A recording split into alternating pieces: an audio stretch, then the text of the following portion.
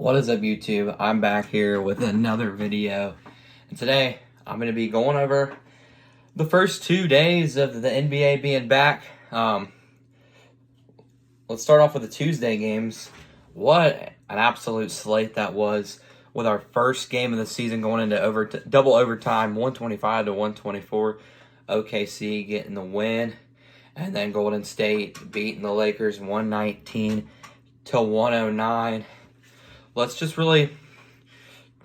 want to talk about those 2 games a lot, even though those games were a couple days ago, because that Thunder Rockets game was an absolute classic going into double overtime.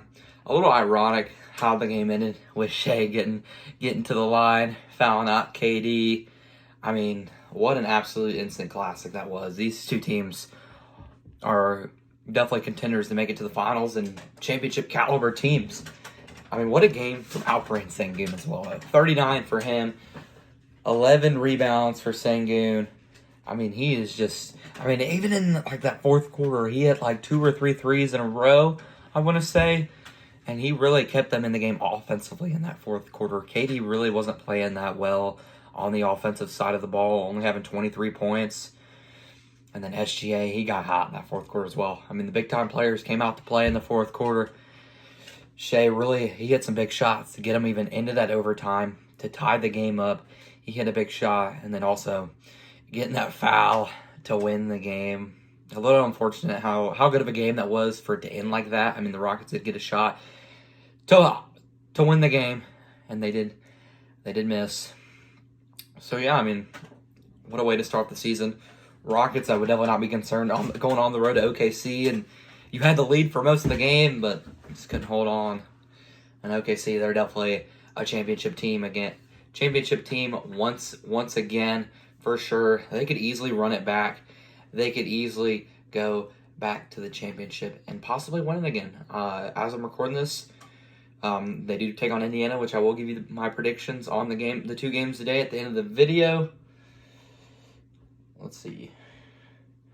So then, let's talk about the games that happened yesterday. We had the first game, the Cavs take on the Knicks, and this was a pretty solid game.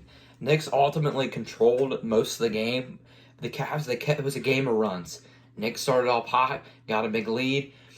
And then the Cavs cut the lead down to 3, I want to say. Then the Knicks got it up back to 12 going into the half. And then the Cavs took the lead in the fourth and just kind of crumbled. They had a 1-point lead. Knicks went on a big 14-0 run in the fourth quarter to eventually edge out the Cavs 119 to 111. And this Knicks team is just very balanced. They have a lot of good players. OG, Jalen Brunson, Cat, Bridges. He started off really well this game in the first quarter, getting multiple buckets, getting the line, hitting threes. I mean, he started off very cold. He started off very cold last year in his first year with the Knicks. Obviously, when they changed his jump shot for him, I don't know what happened, but he looks a lot better now. Only having 16, but he really contributed in this game. And then you have the stars, like I said, Jalen Brunson and Cat. They both had 40 combined. OG Anunoby had a big game. 24 points, 14 boards, a huge double-double for him. You would have thought that was a Cat stat line. So, absolute game by OG. Give him his flowers. A big part in why the Knicks got the dub. And also shout out Tyler Kolek. Even though he only had a quiet 7 in his 14 minutes, he's a dog. He's a dog. I love him. He's a great basketball player. And then let's talk about the Cavs. Ed Mobley and Donovan Mitchell. What's new? Just like last year. At least Mobley gave Mitchell some help. And how about Sam Merrill, though? Sneaky 19 for Merrill. I like what I saw from Lonzo Ball. Yeah, he only had 3 points, but he had 6 assists. He's something different than the Cavs really haven't had. They haven't had a passing guard since Kyrie and LeBron. So it's a lot different pace instead of just having scoring guards like Donovan Mitchell, like Darius Garland. I'm very interested to see once he starts to gel with this Cavalier team. I could see him easily getting 15 assists. He might only score 5 points, but he just facilitates the court so well. And the Cavs have a lot of good scorers. They got good bigs. The scoring is not their problem. They need a facilitator like Lonzo. And I think he did a good job at his role tonight, but I think he's just going to keep getting better and better and better at his role. And then Evan Mobley and Donovan Mitchell, like I said, they just did their thing. Mitchell, he went Spider-Man mode, dropping 31. Evan Mobley hit a couple threes. He had like 3 threes, scoring 22, but they couldn't edge out the New York Knicks. Next game, let's talk about the Heat and the Magic here. 125 to 121. I wasn't really watching this game this much. I was mainly focused on the Celtics and 76ers and the Cavs and Knicks for the early games. Norman Powell, 28, though. That's pretty shocking. I mean, the Heat, I'm pretty shocked that they played this close. A lot of guys in double digits, but Norman Powell, 28, definitely sticks out to me. Bam Adebayo with 15. David Mitchell even with 16, even though he's not really a scoring guard. I did kind of tune in a little bit because I wanted to see how the Magic were going to look. But from what I watched, Desmond Bane looked pretty bad in his debut. Even though he didn't have 23, he must have picked it up when I didn't watch because he had a lot of turnovers. Franz and Banchero doing their thing, both getting 24. I like the Magic. I don't really like the Heat, but I mean, only lose by 4 to a good Magic team. Obviously, it is the first game of the season, so you can't really overreact too much. But yeah, both those teams, I mean, maybe the Heat are probably going to be a playing team. Magic should be around that 4 or 5 slot like usual. Then we got the Nets taking on the Hornets. This was an absolute shootout. 136-117, the Hornets getting the win. I mean, even with Cam Thomas only at 15, like, here are these stat lines, how balanced the Nets were in scoring. Terrence Mann, 13. Michael Porter, 12. Claxton, 17. Cam Thomas, 15. Tyrese Martin, 8. Darian Sharp, 14. And Igor, the rookie, with 14. I mean, that's like 10 guys in double digits, but they still got smoked because they allowed 136 points. But let me tell you a guy I'm pretty impressed by. I'm pretty impressed by Ryan Kalkbrenner. Yeah, he only had 10, but he just looked so poised and the early going. I think he's gonna be their guy. He's gonna be the guy. Him and Knipple are gonna be the guys of the future. Obviously, LaMelo and Miles Bridges, they're still young, but I'm saying in the next 15 years, those are gonna be your veterans. Those are gonna be your guys as the leaders. Those guys in 10 years are gonna be your guys, your studs. So I'm very interested in this Hornets team. Not that they're that good, but just how their rookies do and how Colin Sexton does as well.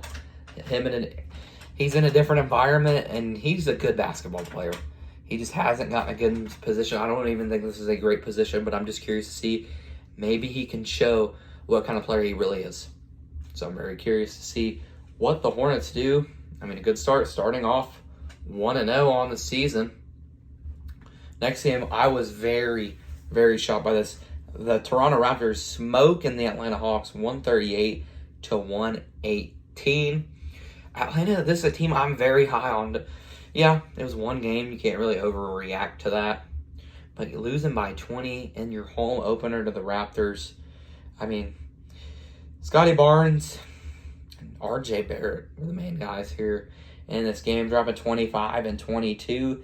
But the Hawks, they were only on 6 at the half, and the Raptors absolutely dominated the third quarter, winning 45 to 28. 17, winning by 17 in the third is unacceptable. This Hawks defense, this is what concerned me about the Hawks. And a guy like Porzingis, who is an offensive guy, you need defense. You have scorers. You have Trae Young. You got Jalen Johnson. You got Dyson Daniels, who's really your only defensive guy who's really known for their defense. Out of your starter, you got Jalen Johnson, offensive guy, solid on defense, but you just need some more defenders. That's what I believe. I mean, obviously the NBA is an offensive league, but 138 points is unacceptable. You put up 118, you should expect to win. You should expect to win the game, not lose by 20. That is unacceptable to lose by that bad to the Toronto Raptors. That's just... The next game, one of my games I was watching, at the 7:30 slate. I was mainly watching the Cavs and the Knicks and Celtics 76ers. What a game that was. What a comeback by the 76ers, putting up 42 points. How about this guard, this backcourt, and Tyrese Maxey and VJ Edgecombe. What a debut for the rookie, putting up more points than LeBron did in his rookie debut, putting up 34 points. Tyrese Maxey putting up 40. And how about Kelly Oubre? He only had 10, but he had big 10 points. Getting to the line at the end, hitting that big three to give them the lead in the final minute. I was very impressed by his Philly team, and I do have a question. Why is Joel Embiid only playing 21 minutes? I know he's always hurt, but why wouldn't you try to capitalize while he's playing? Why wouldn't he be in at the end? Obviously, you got the win, but why wouldn't you put your best player, arguably your best player, you could say Max is the best player, but one of your best players and one of the best centers in all of basketball, why would you not put him in the game at the end? So that was a little bit questionable to me. Still got the win in Boston. Boston looked fine, even without Tatum. Jaylen Brown and Derek White really carried the charge, both getting 25.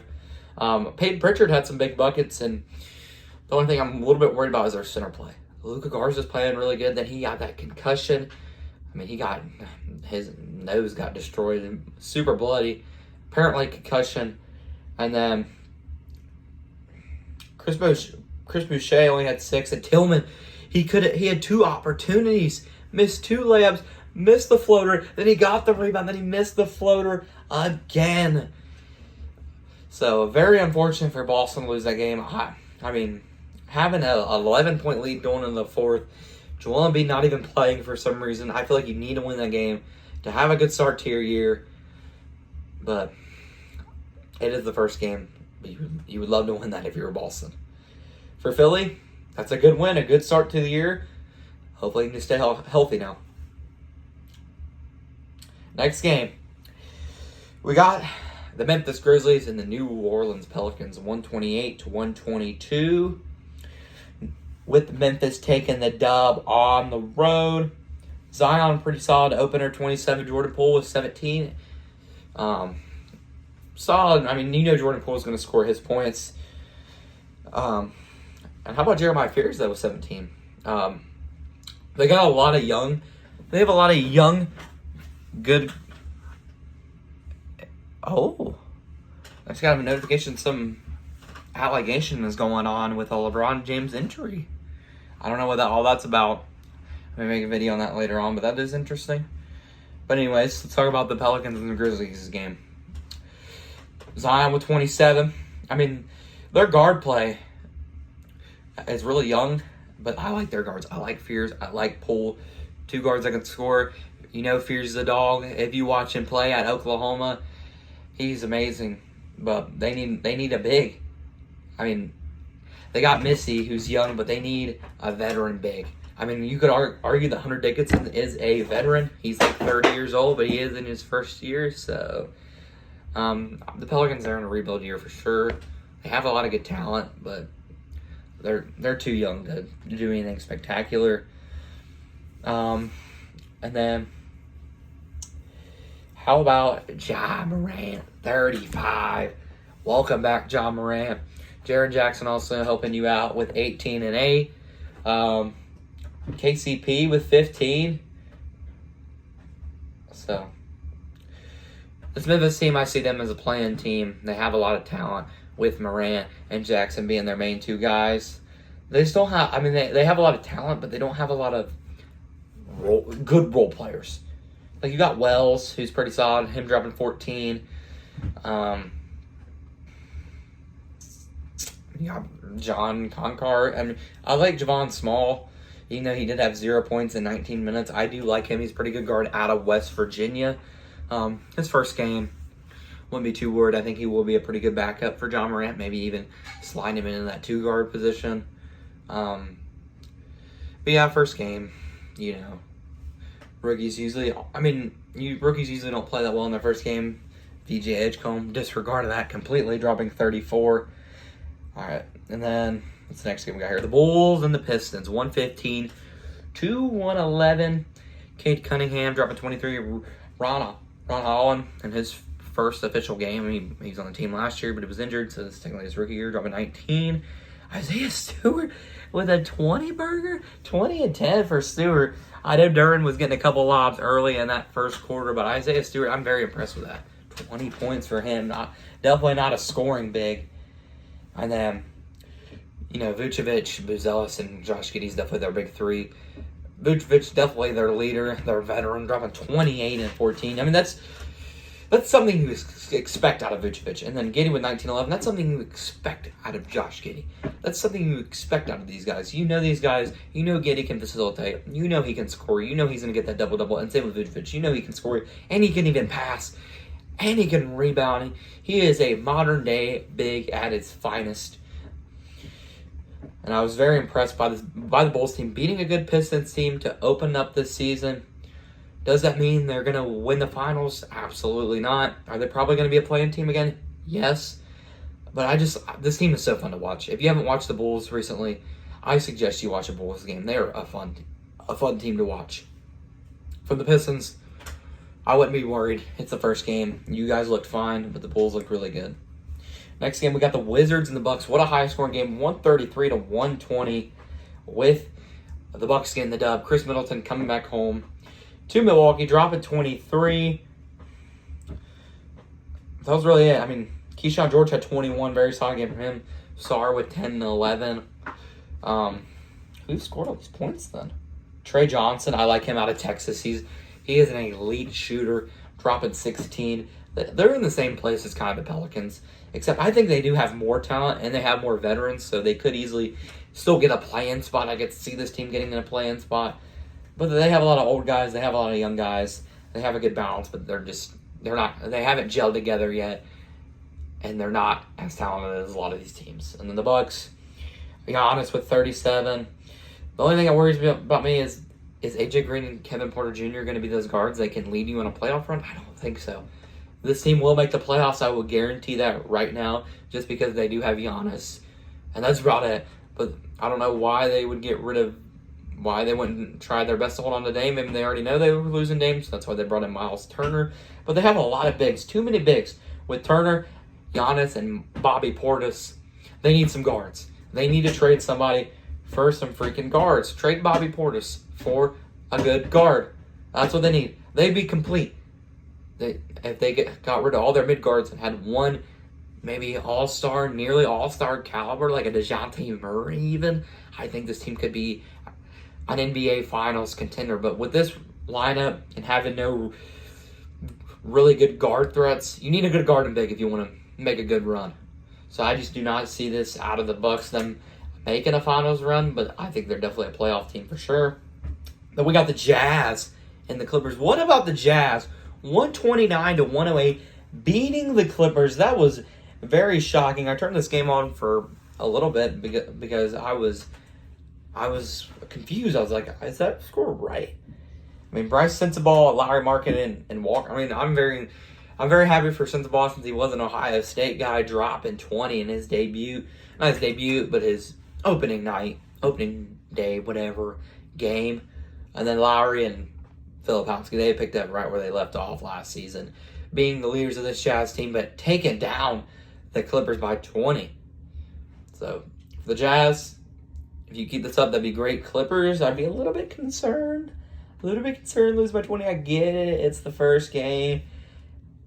But I mean, you had your roster. You just got a lot of unks with Kawhi, Bradley Beal, Harden, Lopez, Chris Paul. Could you win a finals this year? Yeah, but this is about your only year, and then you're gonna lose a lot of these guys like Chris Paul, his last year. James Harden, probably 2 years left. Kawhi, probably 2 or 3 years left. Bradley Beal, probably 2 or 3 years left. Brook Lopez, probably 2 or 3 years left. Like, you have a lot of old guys. Batum, probably 2 or 3 years left.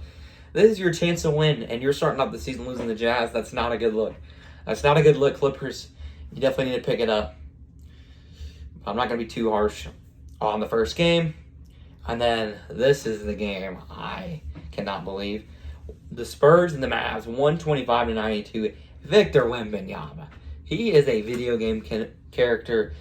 I mean, watch that one clip of him hitting the behind the backs, like spamming behind the backs, and then hitting that step back three. 7'5" guys cannot be doing that. That's not allowed. That's crazy. But 40 and 15 from him, absolutely carrying the squad. And Stephon Castle, I mean, him and Wemby are definitely their 1-2 punch. Absolutely carrying this team, scoring 62 of the 125, nearly half the points. And then the Mavericks offensively, Cooper Flag, I was not impressed. 10 and 10, 32 minutes. I mean, I don't know why Clay didn't play, only 22 minutes, but AD needs some help. AD needs some help. Cooper Flag needs to step up. D'Lo needs to step up, and they need to hope Kyrie can get back ASAP. And then what do we got next here? T-Wolves and the Trailblazers and the Edwards. He's Himothy. 41 burger. And absolutely clutch shots after clutch shots. And winning that fourth quarter 30-19 after being down 7 heading into the fourth. I mean, obviously you expect to beat the Blazers, but Anthony Edwards, he's just an amazing player. And I love his attitude.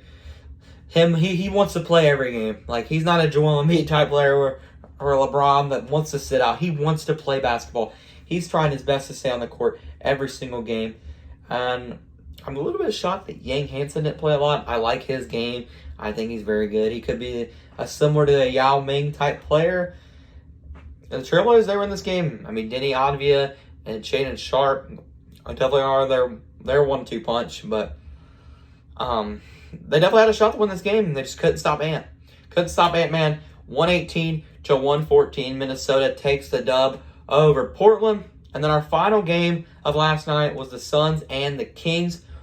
120-116. Sacramento getting the win. I mean, this Kings is like the Bulls from last year when they had DeRozan and LaVine. Those two are just absolutely leading the tribe. And you could say Domantas Sabonis is their Nikola Vucevic. Westbrook only with 6. Malik Monk, a very solid game with 19 points. But yeah, it was just DeRozan and LaVine absolutely carrying this team. Like nothing changed from the Bulls. I don't know why they both went there. And then the Suns getting the win. Dylan Brooks dropping 22. D-Book doing his thing, getting a 30 burger for the Booger, Devin Booker. And the Suns pick up the win, 120-116. Now let's talk about the games today. At 7:30, we got the championship rematch of last year. OKC taking on the Pacers. They take on the Pacers. No Hallie.